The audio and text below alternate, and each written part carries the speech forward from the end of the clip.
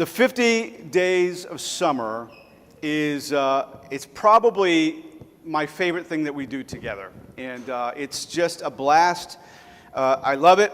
And the first version of this, it looked different. It was nothing like this. I wasn't quite this detailed.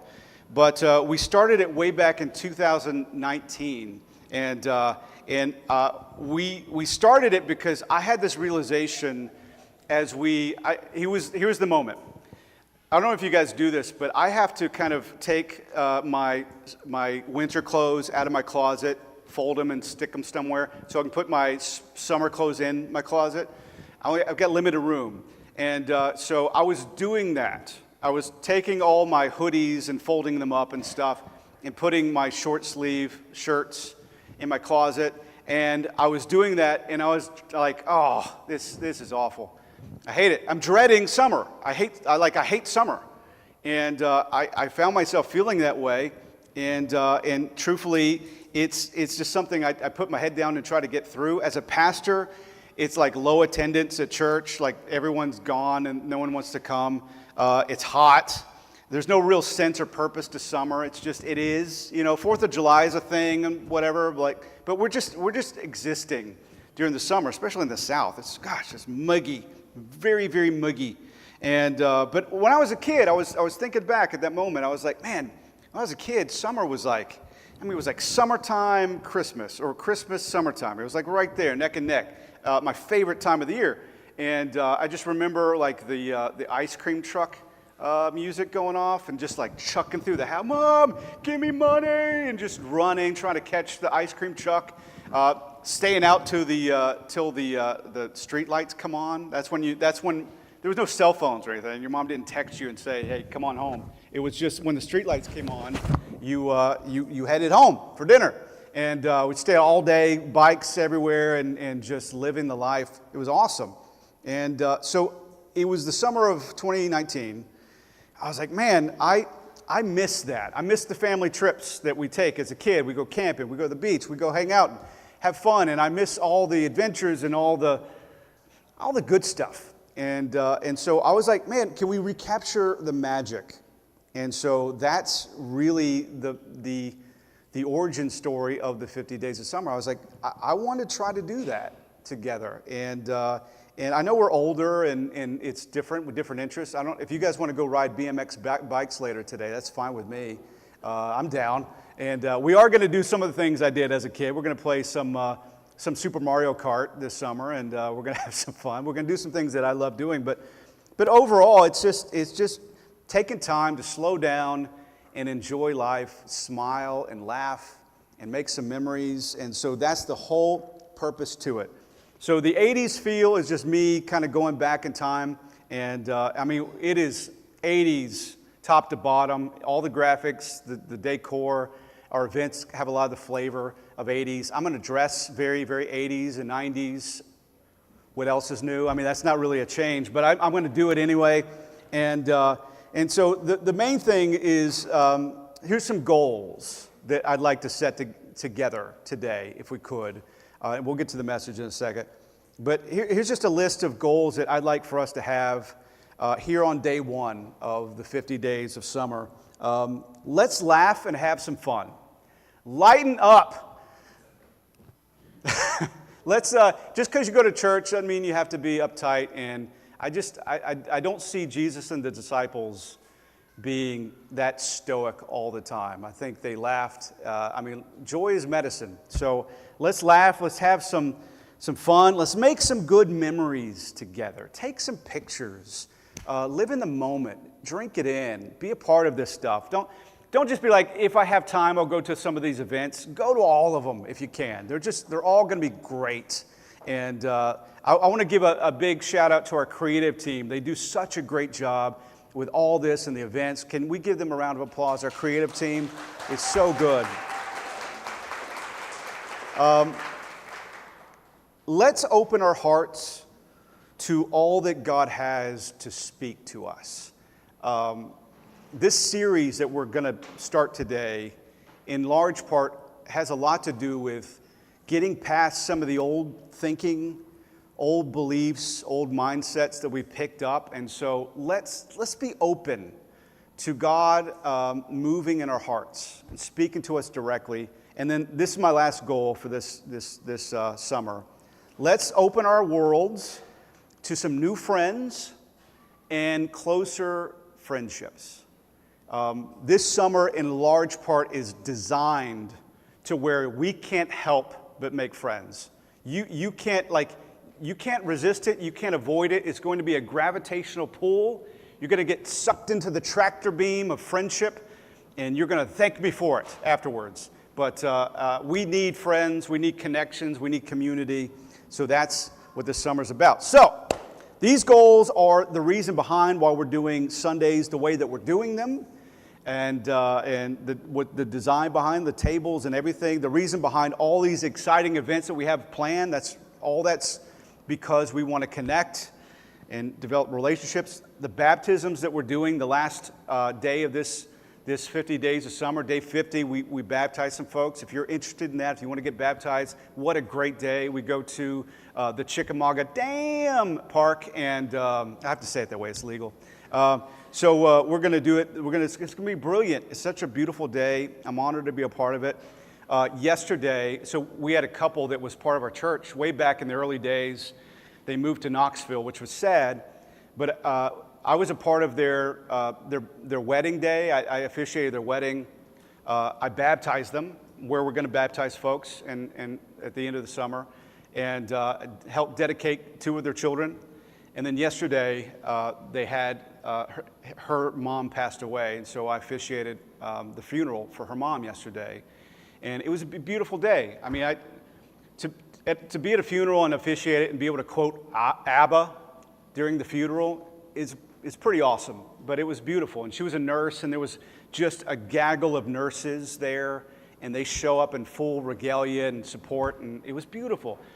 But I was just like the life of that, being a part of her life and his life for the last, 15, 16 years, and just being through all that process. But one of those big milestones was the baptism. It was such a beautiful moment.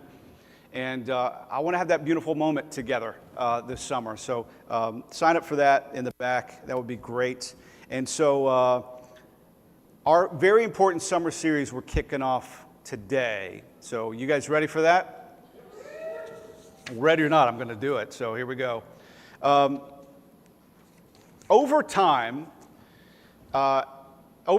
we tend to accumulate stuff. We tend to accumulate a lot of stuff, and really the longer you live, the more you don't even know the stuff that you have. It's tucked away somewhere. It's in the attic. It's in the basement. It's in the storage shed. You don't even know that you still have that, but you have it. We just accumulate a lot of things, and at some point, it's probably not a bad idea to stop and reconsider what you have. And maybe rethink. So if you've ever reorganized or decluttered your home, you know that it can be a pretty big, it takes a lot. You got to really dedicate yourself to it and carve out some time because it can be a pretty big undertaking. So step one in doing that, the first step is acknowledging and admitting that you have a problem. You are a hoarder. You have too much stuff. And the stuff is everywhere. You don't even know where the stuff is. And so step one is accepting that it needs to happen. And then commit to it. Say, I'm going to do it. Put a date on the calendar. Step two is in the process, which we're going to do here in, I think, September. We're going to reorganize all the storage here at the church together. So if somebody can give me a hand doing that, that would be great, because I'm a pack rat. I'm a hoarder for sure. But step two is, once you kind of commit to doing it, pick a day,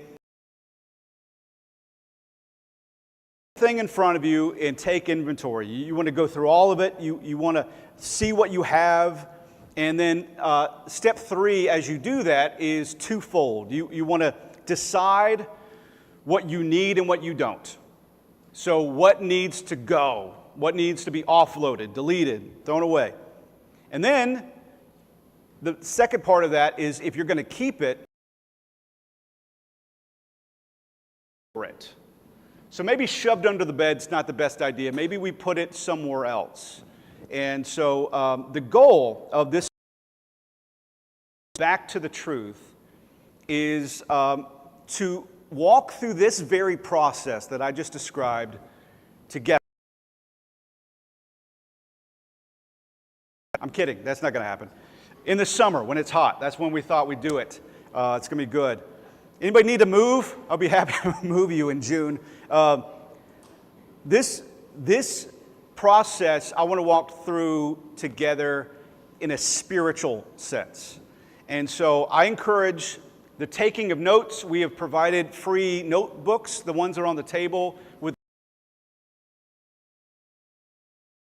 for the taking. And so there's some cool Family Church stickers on there. So that's yours to take notes this summer.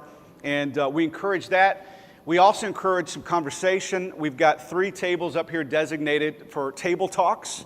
So after service, if you want to drag your chair up here, just load up these tables. We've got hosts for each table. And just talk about this stuff. Get going on it. Let the conversations begin. And so I encourage that. But we're not reorganizing stuff. We're reorganizing and beliefs, things that we've picked up along the way. The title of this series, Back to the Truth, is the goal of this decluttering process. Is moving back, returning back to some significant topics that other people and other belief systems have muddled, added to, complicated, even misunderstood, misinterpreted. And so I want to talk about some very specific topics that are fundamental and foundational and ones that we don't even know the way that we believe until we're addressed with that belief system and confronted with it. And then we're like, what do I believe about that? Our life is an amalgamation of all these thoughts and beliefs that we've accumulated over time. It makes us who we are. Proverbs 23:7 says, as a man thinks in his heart, so is he. You are what you think. You are what you believe. What you believe about things is what shapes who you are. That defines you. It makes you who you are. So a lot of our belief systems are made up of things that were just dropped on us, that we just kind of caught, that picked up along the way. Meemaw told me this, and this is what I believe, or this is just kind of what's believed in my social circle or my environment or work or whatever. These are the conversations I'm a part of. I mentioned that this summer has a lot to do with memories and inspired by my childhood. One of my favorite things to do during the summer in my teens, it was probably 13, 14, 15, somewhere in there. It was my favorite thing to do. I would go outside, oftentimes by myself, and this is when I lived in North Carolina. And we had this very long backyard, and then at the end of that backyard was a little road that cut around us, and then some woods where there's just nothing. And I would stand at the opposite side of our yard and hit golf balls straight across the road into the woods. And so I'd have like 10 golf balls, and I'd just unload, pa-pow, pa-pow, pa-pow. And then the fun was, then I'd go find them. It was like an Easter egg hunt. You know, there's things that dogs can drop the ball in themselves and play, so you don't have to get involved, and it throws the ball for them. It was like that. So when my parents would say, go preoccupy yourself, go entertain yourself, that's what I would do. I would hit golf balls and go hunt them. And so I would go find them, and even more fun than looking for golf balls by myself, I had a good buddy that I actually reconnected with last year, just through email and stuff. But we had within walking distance of my house, we had a little nine-hole golf course. There was like $9-10 to play, to walk. And so we would go down there and we would play golf. And there was one hole that was alongside this creek and this woods, just crazy long patch of woods. And we would take a break at that hole and jump the creek and just go hunting for golf balls. So we never bought golf balls. We would find them. And so I was really good at it. I practiced at home. I was really good at finding golf balls in the woods. And so we would look for them and accumulate them, and it was fun to do together. It was a really fun activity to do together. So we would find some golf balls that were just premier, perfect, great, pristine, keepers, and we would keep those. And then we find some that we were like, okay, I see the potential here. It's just a little dirty, it's a little muddy, just needs to be cleaned, and they'll be great. And then there's some golf balls that were sliced and old and beat up, and so we skipped right over those. And then I contrast that. Have you guys been to Topgolf? Topgolf is over, East Ridge area and over by. It's fun. I like it.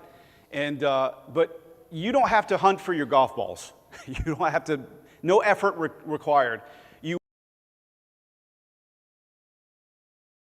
ball out here. Here you go. There it is. It's done for you. Someone else collects them, and then they're just distributed to them. They're just by somebody else. There's no hunting. There's no filtering. There's no deciphering. There's no choosing. It's just you take what you get. You take what's. Much of our belief system is presented to us that way. It's just what's presented to us. It's what's dropped in our lap.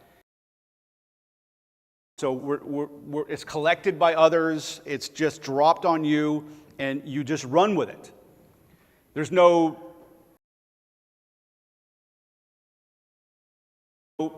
real process of getting out there and deciding for yourself what is truth and what is not. It's just presented to you, and you're just supposed to accept it. The Apostle Paul tells the church in Corinth, 2 Corinthians, every thought captive. Every thought that enters our brain, we should take it captive to the obedience of Christ.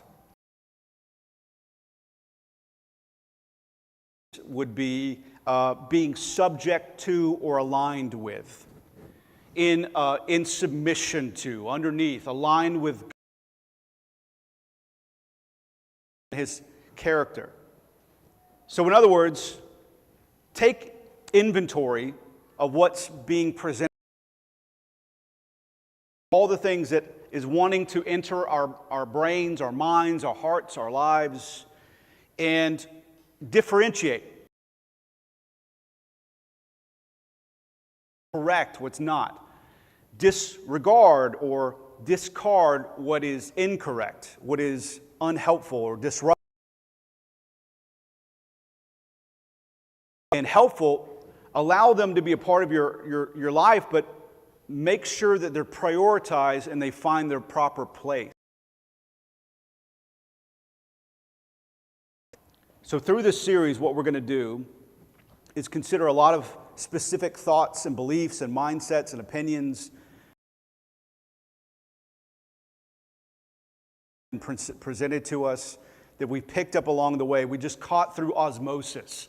That is part of the way that we think. I mean, there's with our church softball team, and I had a buddy who had a McDonald's cup, and he was sitting there, and I reached over, or Dr. Pepper or whatever on the top of the McDonald's cup. I don't even know if they're still there, but they were. You would differentiate. It's soda, it's diet. And so I reached over, I just started pushing the buttons on his cup lid. He's like, don't do that.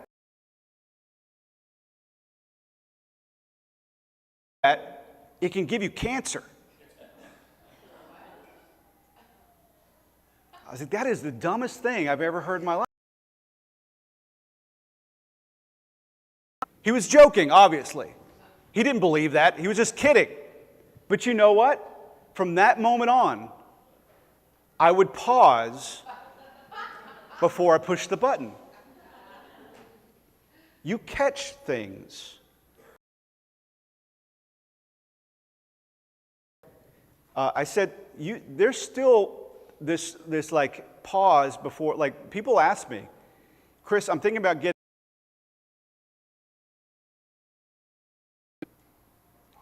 which I understand the caution. I know the scripture. But it's like this mentality, it's just because someone said we caught it, and now it's determining, it's curbing us, it's directing us, it's shaping our decisions based on just this belief system, and we don't even know why we believe what we believe half the time. It just gets stuck up there. So through this series, I want to consider a lot of these thoughts and beliefs and mindsets, and then I want to consider whether or not we should let them go. We're going to talk about that directly. I'm going to make my recommendation. Delete it, keep it, or bring them into proper alignment according to the truth. Find the right place for them. You know, the Bible says, Jesus said, Sermon on the Mount, he said, seek first the kingdom of God, everything else will be taken care of. That's a statement of priority. Jesus, his righteousness, his kingdom, and then everything else falls into place beneath that. Not above it, not beside it, beneath it. So through this series, we're going to consider all those things, and we're going to bring them into alignment and filter it through the gospel, the grace of God, his truth. And so that was my introduction. I want to spend the remaining time of our, that we have together, talking about one of these topics, and we're going to sort of exercise what I'm talking about here. We're going to try it together, and so this one happens to be one of the top priorities that you would find in the belief system of a Christian. I mean, I can't think of one that would be higher ranking. It's a big one. And actually, I mentioned it a second ago when I referred to 2 Corinthians 10:5, when I talked about bringing everything into alignment under the obedience of Christ. I want to talk about obedience today. And we're going to spend just a little time on this idea, obedience. I can't think of a quality that people hold at a higher level than obedience towards God in their Christian devotion. I think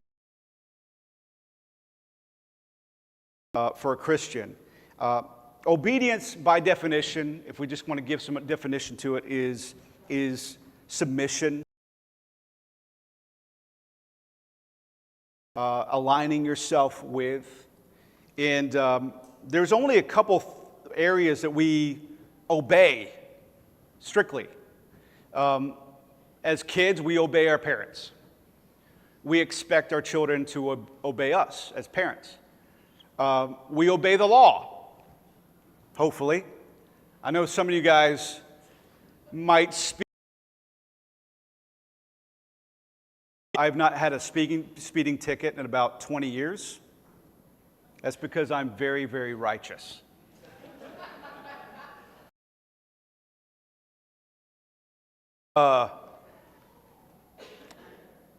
There's a way you can look at this. Obedience really doesn't have an upside as far as doing it. You're not rewarded for being obedient. It's really just a negative downside. What obedience is, if you look at it this way, it's a one-sided contract. Kids don't sign an agreement and say, you know what, I'm going to agree to obey. They just have to. And the law doesn't care if you want to comply or not. And I'm talking about the law of the land. I'm not talking about the law of the Bible, but that too. But it's a one-sided contract. You can vote. You can maybe change some. You try to through the political system try to change some laws, but they are what they are. You're subject to them because you're here. It's a one-sided contract, and there's really no one's giving you gold stars for keeping the law. You're only getting demerits, demotions, repercussions for breaking it. There's really only downside. Punishment. As far as the law is concerned, and as far as parenting is concerned, the only important thing is outward compliance. No one cares what your heart is saying. The police officer doesn't care if you were going the speed limit in your heart. He only cares what you actually were doing in your car. No one cares that you're a good.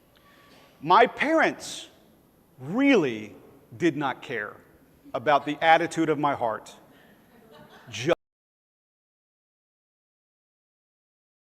Christopher, your room looks like a tornado has ripped through it.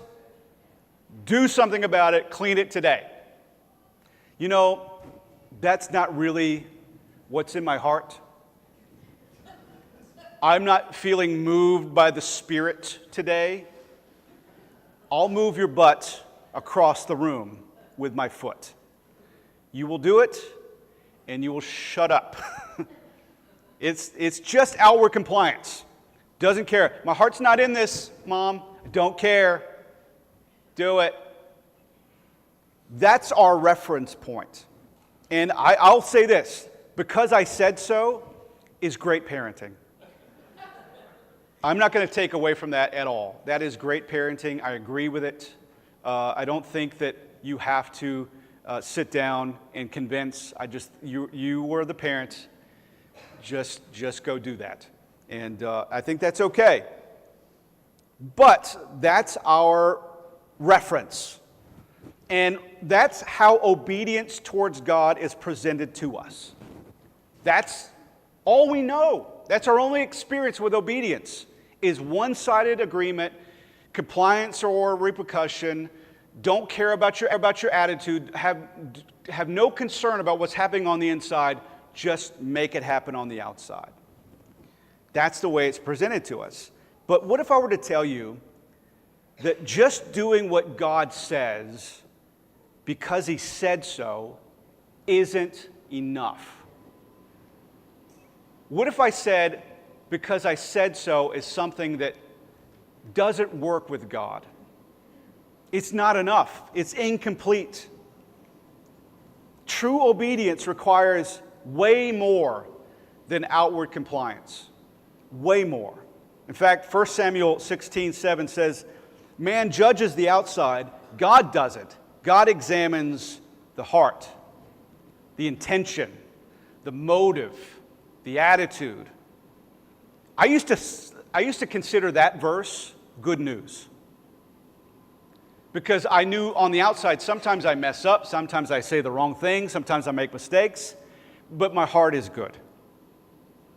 It's the thought that counts. And I'm quite thoughtful. You all know this. Why am I telling you? I'm a great person. I thought these words were reassuring. As I can fake it with people, but I can't fake it with God. These are not reassuring words. This is bringing us to a place of shaky ground. That even the good stuff that you do for selfish reasons. You may serve and volunteer, but you take a selfie of yourself while you do it. You may give to that GoFundMe, but you make sure to put your name on it. You guys haven't given to GoFundMe, so you're not that good. So, or you know what I'm talking about. God knows my heart. He knows my motive. He knows that that's always lacking. I love it. People are like, hey, Chris, hey, brother, I didn't even want to come to church today. I wanted to sleep in, but here I am. Like that shows some sort of extra holiness. I'm like, that shows how unholy you are. You don't even want to be in church. What's wrong with you? 1 Corinthians 13, the Apostle Paul speaks to love. The whole chapter is about love. And he talks about the motive being even more important than the action.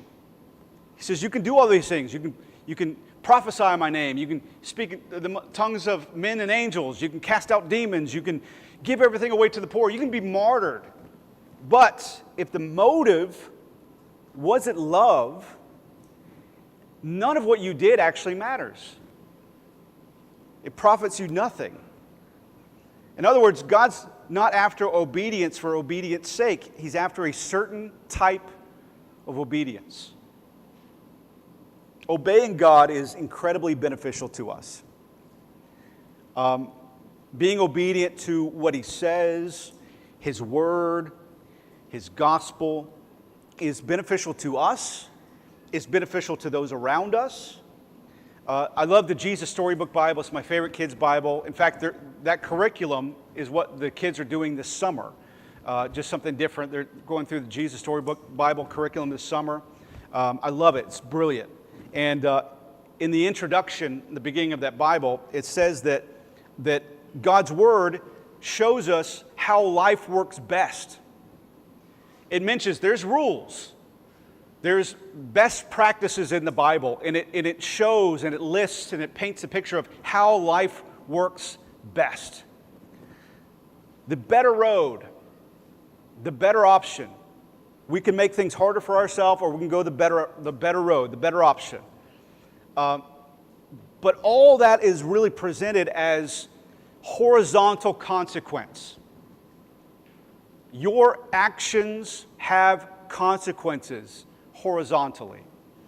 What you choose, what you do, where you go, what you say, it affects people, it affects your life. But we extend that vertically, and we assume that the same is true as far as our relationship with God. But that's not really how obedience works.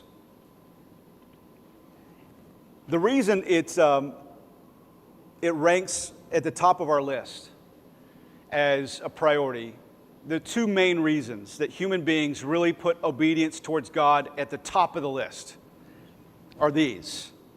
Number one, we've attached God's approval, His acceptance, His love to it.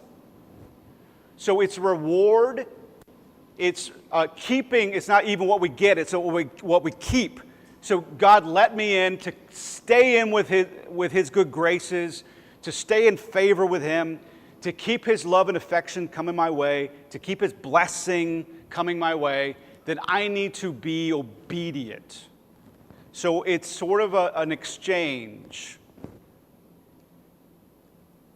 Number two, we like the ball being in our own court. We're all control freaks. There's two different types of control freaks, those who realize they are and those who have not admitted it yet. But we all are. And we like the idea of ensuring that God likes us, that His grace is coming our way, His favor, His love, and acceptance. We like to be in the driver's seat of that. We like to be in control of that.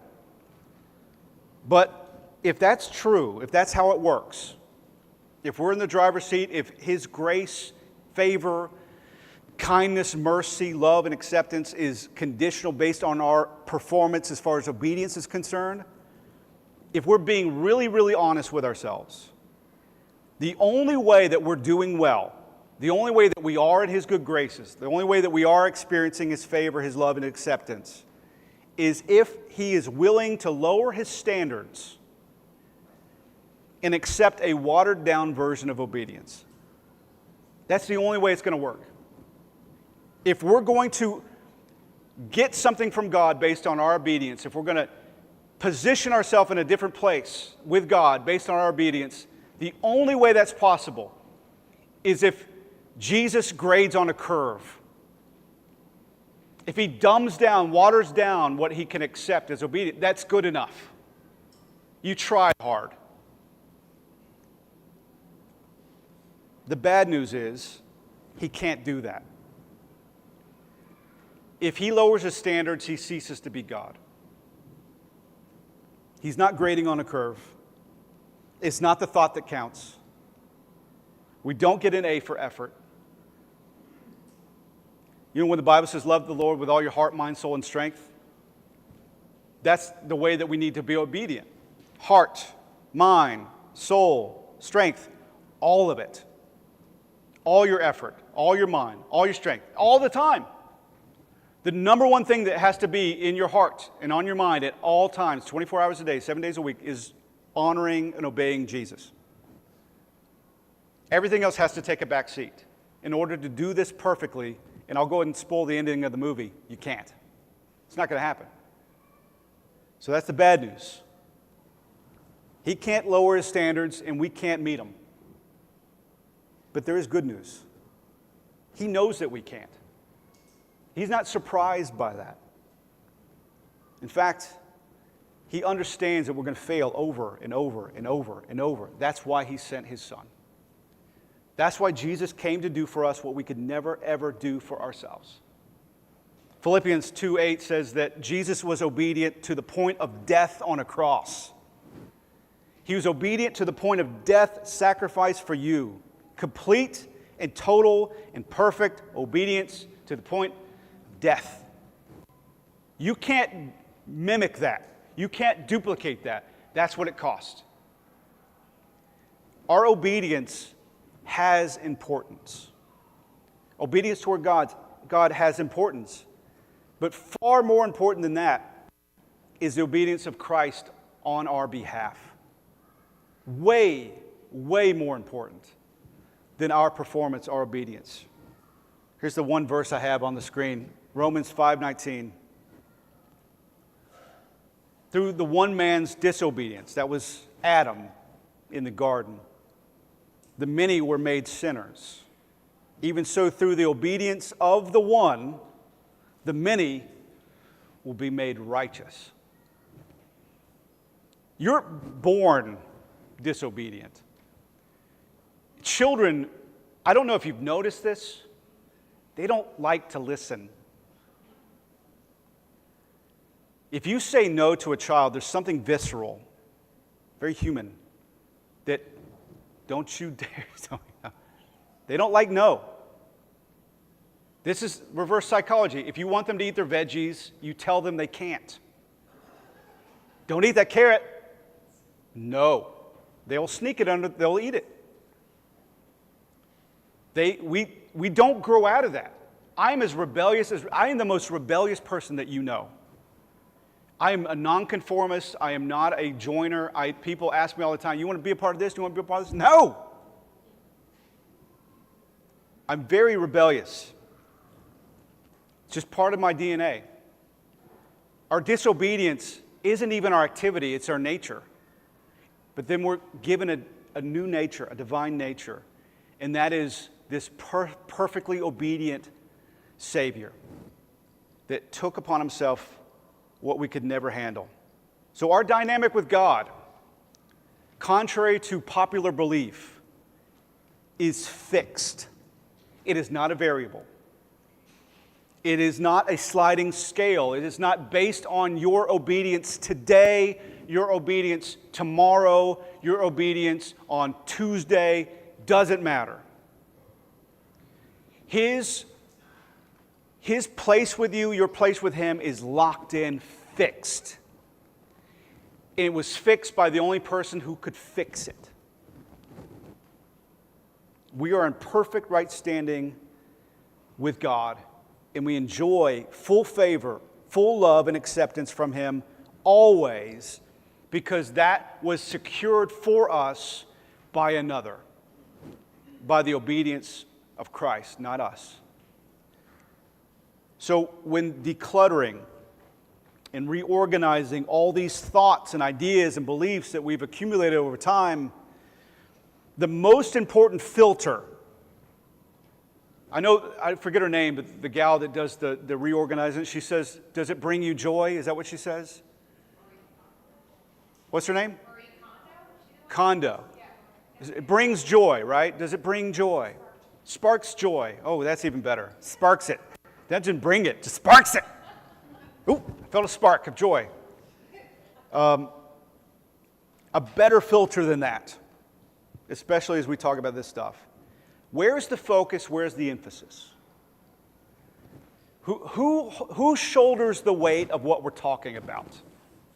Where does it land? Where's the origin point? Where's the point of origin? Where does it come from? Who's the emphasis? Who's the focus? If it comes back to me and my performance, we're off. But if it lands on Christ and what he's done for me, dead on. That's the filter. That's the filter of the gospel. That is the truth that sets us free. The reality is that good things, obedience is a good thing. Good things can become ultimate things when they're out of order. When they're unaligned with the gospel, they can become ultimate things, and then they become harmful and destructive things. Good things can become destructive when they're not in the right order. If our obedience towards God is above Jesus' obedience towards God for us, then it's destructive. What it leads to is pride. Look what I've done. This is all about me. I'm so good, which also leads to judgment. I'm being obedient. Why aren't they? Look at this idiot. What's wrong with him?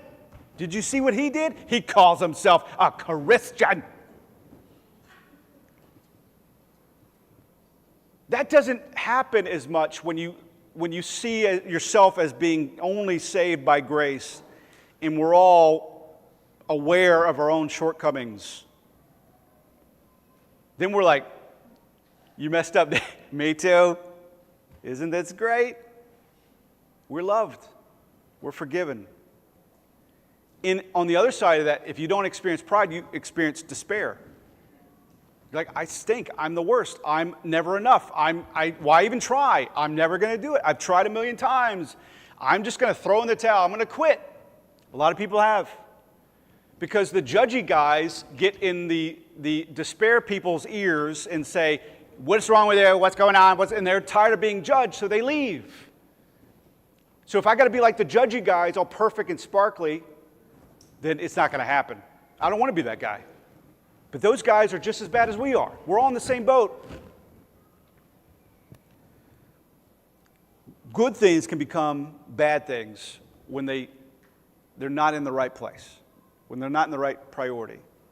But when you fix your eyes on Jesus and see and savor the good news that he's already succeeded perfectly for you, and that he freely, without any strings attached, credits that perfect success directly to you, his obedience is my obedience, his performance is my performance, his righteousness is my righteousness, then suddenly we live from a place of love and favor, not for it. We're not out there trying to earn our way into heaven. We're living like we're citizens of heaven now because it's secured. We're not out there trying to get God to like us. He likes you. He loves you. Live like it. We're not trying to earn freedom by what we do, breaking the rules or keeping the rules, whichever way you go. We're not trying to find freedom for ourselves. We live there. We already have it. The Son's made you free. You're free indeed. Shifting the primary focus off our grade in the course of obeying God and instead celebrating the A+ that Jesus freely gives us. You already have an A. I'm going to end with a story. A guy by the name of Steve Brown is a wonderful communicator. He's about 113 years old. Deep baritone, godlike voice. He's a great guy. I heard him speak at a conference this year. Written some great books. But his daughter was doing well in high school in a class, and the teacher approached her and said, "Hey, I think you should go into honors. I think you should be in honors. This seems easy for you." And they talked it over as a family. She said, "Yeah, that sounds good." But then, after thinking about it, she's like, I'm going to be stressed. It's going to be, what if I don't make A's? And so it got overwhelming. She got in her head about it. She started rethinking it. She's like, I don't think I want to do it. And the teacher believed in her so much, she went to her and Steve, her parents, and said, "Hey, let's do this. What if I tell you, before we start the class, you have an A? You already have an A. You're not gonna get anything less than that. Even if you fail everything, we're going to give you an A either way." And she said, "Well, then yeah." Well, guess what? She got an A, but she also performed in such a way that she earned it. She met the challenge. Her game was raised. We're afraid if we get back on, we just kind of get by on Jesus' A+, then we'll show up lazy and underperform. But it actually does something inside. It carries you. You're actually free to be yourself, fully yourself. There's no risk. There's a giant safety net. Just go be you. Trust God. You already have an A. You start with an A. You're not trying to earn one. You're not trying to earn God's good favor. You already have an A. Now, let's go live like it. Let's pray together.